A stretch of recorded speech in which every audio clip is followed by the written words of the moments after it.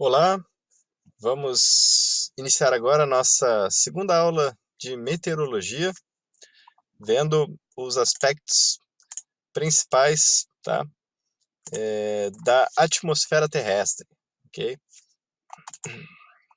A atmosfera terrestre é a camada de gases que envolve a Terra e é retida pela força da gravidade, tá? Então, quanto mais a gente se afasta da superfície terrestre, menor é a força da gravidade, menor a força que a gravidade tem para reter essa camada de gases. Logo, né, a densidade, né, da atmosfera ela vai cada vez reduzindo conforme a gente vai se distanciando da atmosfera, tá certo?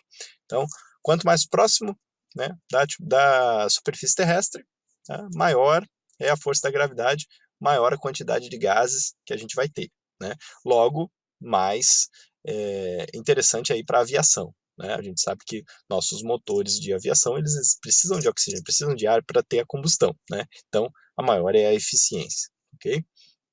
A atmosfera ela é inodora e incolor, né? Ou seja, não tem cheiro e não tem cor, tá?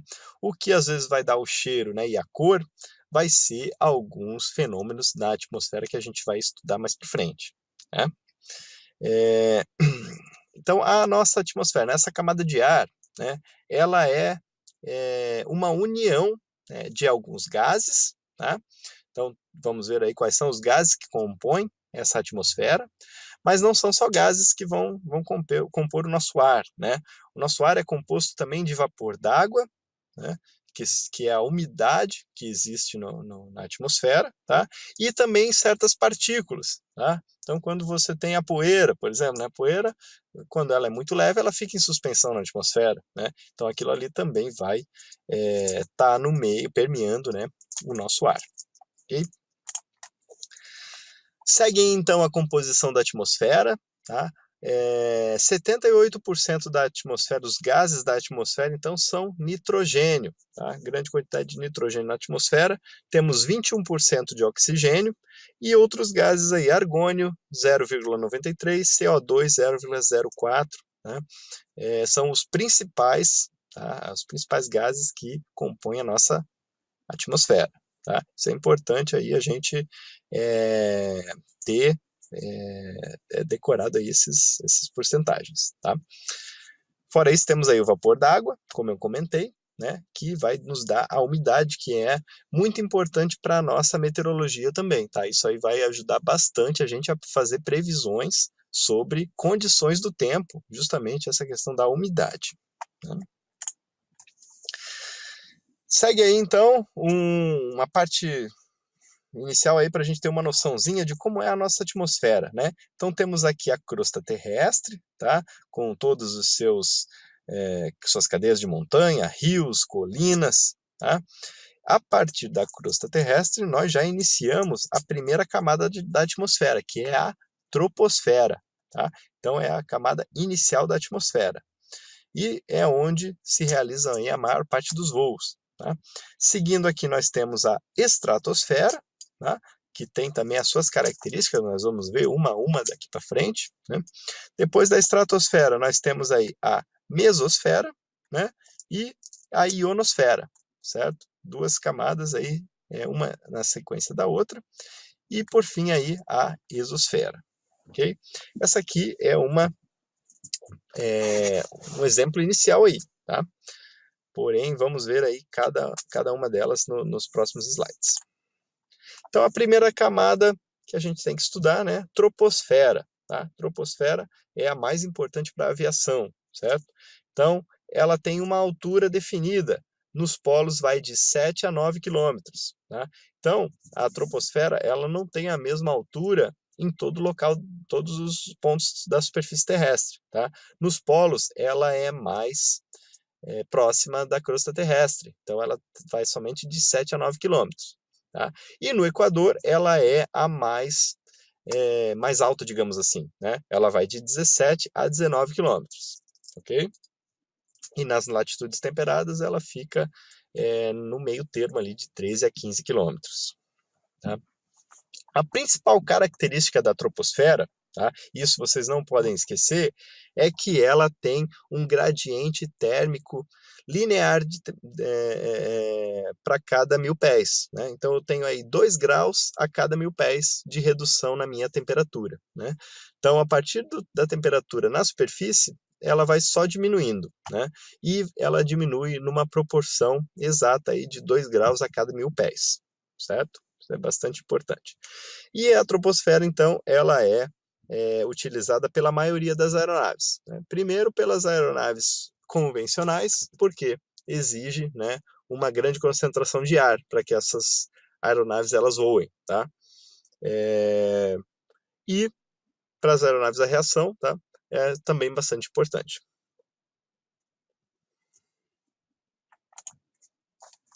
A tropopausa é a segunda camada que a gente vai estudar. Ela começa exatamente após a troposfera.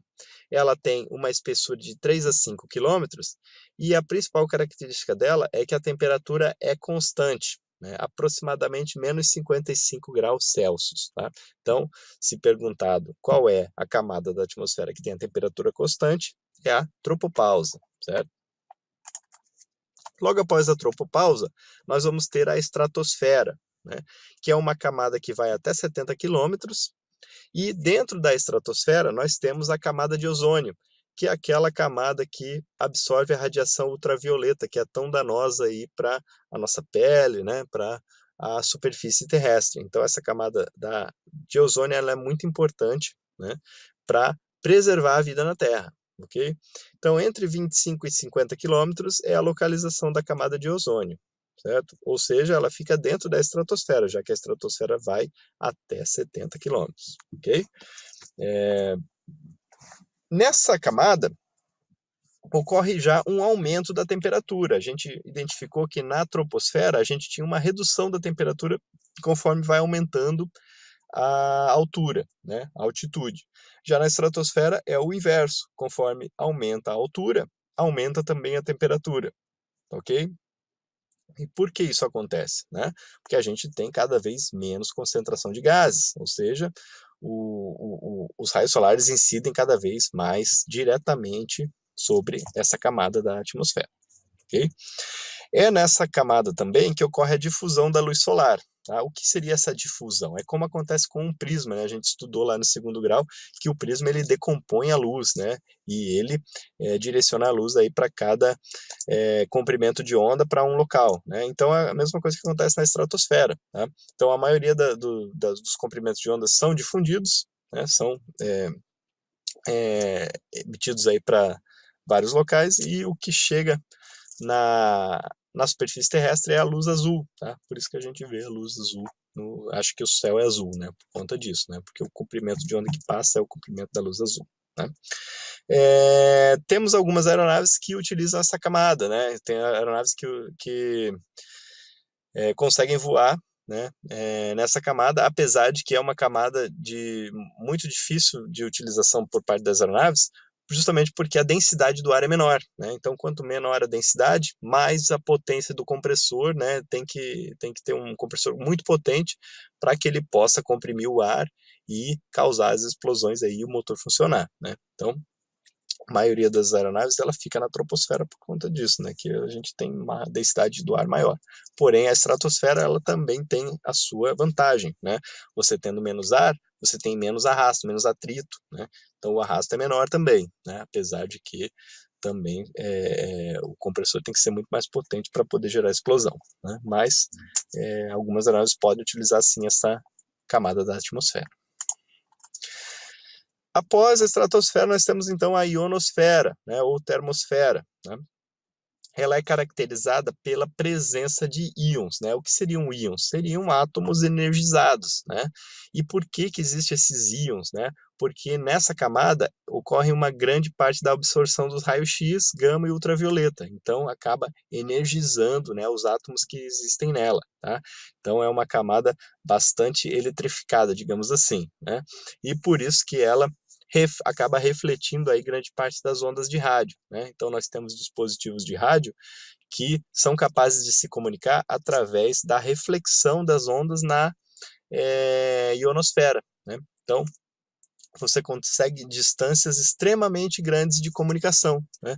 Muitas vezes além da linha divisada, né? Então você consegue se comunicar às vezes com pessoas do outro lado do mundo através da reflexão, justamente das ondas de rádio na ionosfera, né? Aqui nessa camada se inicia a filtragem dos raios solares. Por fim, nós temos a exosfera, tá? A exosfera é a última camada, né? É praticamente aí onde os gases eles vão se extinguindo, tá? Onde existe baixíssimo arrasto, né? Baixíssima quantidade de gases, e a força da gravidade também ela é bem baixa, tá? Seria a última camada aí da nossa atmosfera. A nossa atmosfera ela tem algumas propriedades, tá? Então, uma das propriedades dela é a absorção. Então, grande parte dos raios solares, né, eles são absorvidos pela nossa atmosfera, né? Poucos chegam até a superfície terrestre, tá? E a absorção é que é responsável por isso, né? Então, são elementos da atmosfera que retêm a radiação. Exemplo desses elementos, o ozônio, né, que a gente comentou, que absorve os raios ultravioleta, né? O próprio oxigênio, ele absorve grande parte também dos gases, dos raios solares, né? O vapor d'água, né, através do aquecimento, ele vai também absorver bastante radiação, né? E o CO2, né? Então, propriedade da absorção. Propriedade da difusão, né? Então, absorção, você fica com aqueles elementos de radiação. A difusão vai justamente separar aquela radiação, né? E vai ser o responsável aí pela cor azul do céu, né? Parte dos raios são refletidos também, né? Então a reflexão é responsável por isso, por causar o retorno de alguns raios, né, para o espaço, tá? Um outro termo importante para a gente conhecer, né, é o albedo, né? Albedo, o que seria albedo, né? É uma palavra difícil, né, para um conceito simples, tá?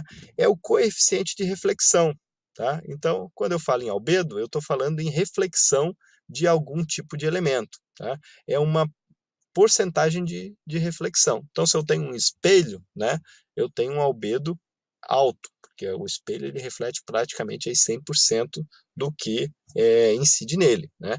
E a Terra já tem um albedo baixo, né, de 35%, porque não são poucos os raios, né, poucas as radiações que são refletidas. Okay? E por fim, nós temos a insolação, ou seja, todos aqueles raios que não foram absorvidos, né, não foram difundidos e não foram refletidos, eles vão atingir a crosta terrestre, né? Isso se chama insolação, ou seja, é a energia que efetivamente passa pela atmosfera e atinge a Terra, tá? Que vai causar o aquecimento e, por conseguinte, né, a própria sustentabilidade da vida aqui na Terra, porque a gente sabe que se a gente não tivesse aquecimento aqui, a gente não conseguiria sobreviver, tá? Sobre pressão. Pressão na aviação é uma variável muito importante, tá? Para vários aspectos, né? Tanto para a meteorologia, porque ela vai identificar, né, locais onde tem alta pressão, baixa pressão, isso aí vai influenciar muito nos fenômenos que podem ser gerados em determinados locais, tá? E também ela é utilizada como base para diversos instrumentos, né? Então, como é que uma aeronave sabe qual é a altura que ela está, né? Através da pressão. Por quê? Porque a pressão é diretamente relacionada com a altura. Quanto mais alto eu estou, menor a pressão. Por quê? Porque eu tenho menos ar em cima de mim, tá? Da mesma forma, quando eu estou mergulhando, né? Vou fazer um mergulho no oceano, tá? Quanto mais eu mergulhar, maior é a pressão. Por quê? Porque eu tenho uma coluna de água maior em cima de mim, tá? Da mesma forma, aqui na superfície terrestre, tá? E essa relação é utilizada através de vários instrumentos para dizer qual é a altura que uma aeronave se encontra, ok? Existem, então, alguns instrumentos que medem essa pressão, tá? Então, o barômetro é o instrumento que mede a pressão atmosférica, né? E temos também o barógrafo, que além de medir, ele vai registrar aquela pressão, tá? Então, eu falava para vocês, né, com relação à pressão, quanto mais alto, então, né, menor a minha pressão, tá? Então, eu coloquei aqui, a altitude é o inverso da pressão atmosférica, tá? Então, mais alto, menor a pressão, tá? Com relação à densidade, nós temos uma proporção direta, tá? Quanto maior a pressão de um determinado local, maior vai ser a densidade daquele local, né? Ou seja, aqui próximo da Terra, né, eu tenho uma alta pressão, ou seja, a densidade do ar é alta. Conforme eu vou subindo, né, a minha pressão vai diminuindo e a densidade do ar também diminui, né? Com relação à temperatura, ela é inversamente proporcional à pressão, tá? Quanto maior a pressão, menor a minha temperatura e vice-versa, tá? Da mesma forma, a umidade, tá? Essas questões de temperatura e umidade normalmente se relacionam com massas de ar, que a gente vai ver mais para frente que seria uma massa de ar, tá? Mas serve para eu relacionar a pressão com a umidade. Então a tendência é que quanto eu tenho uma maior pressão, eu tenho menor umidade. Ok? Então, algumas definições importantes é que a gente saiba o que seria uma atmosfera padrão, tá? Quando a gente precisa fazer algum tipo de cálculo com relação a desempenho de aeronaves, a gente tem que ter um ponto de partida, né? Porque a atmosfera, ela é bastante variável dependendo do ponto onde a gente está, né? Então, numa região tropical, né, a gente vai ter uma série de condições da atmosfera, né? Numa região glacial, já vou ter uma condição totalmente diferente daquela atmosfera. E as massas de ar se deslocando na superfície terrestre, também cada uma vai ter uma condição diferente, né? Então, para que eu tenha uma padronização, foi criado a atmosfera padrão, né? E o que é a atmosfera padrão? Eu vou estar numa atmosfera padrão se eu tiver com essas condições aqui de temperatura de 15 graus, altura de nível do mar e pressão de 1013 hectopascal, né? Então, são dados importantes aí para a gente decorar de temperatura, altura e pressão. Isso é uma temperatura, né, uma atmosfera, desculpa, isso é uma atmosfera ISA, né, ou seja, Standard Atmosphere, tá? Outra coisa que eu quero comentar com vocês é sobre a diferença entre altitude e altura, certo? Então pode parecer a mesma coisa, porém a altitude ela está muito relacionada com a pressão, né? Está relacionada com a distância que eu tenho da altura média dos oceanos, tá? Aquilo ali é a altitude, tá? A altura, ela algumas vezes vai ser diferente da altitude, né? Se eu tiver passando sobre uma montanha, por exemplo, né, a minha altitude vai ser em relação à superfície, né, do mar, né? E a minha altura vai ser diretamente relacionada com a altura do solo. Então, se eu passar numa montanha, a minha altura vai ser menor do que a minha altitude, tá? Aqui nós temos um exemplo também, né, da variação da temperatura em relação à altitude, tá? Então nós temos logo no início aqui, né, temperatura reduzindo conforme a gente sobe, né, numa razão bastante linear, bastante proporcional. E conforme a gente vai subindo, né, aqui na estratosfera a gente viu que tem um novo aumento de temperatura e assim por diante, tá? Ou seja, a temperatura ela varia bastante no decorrer da altitude. Muito obrigado.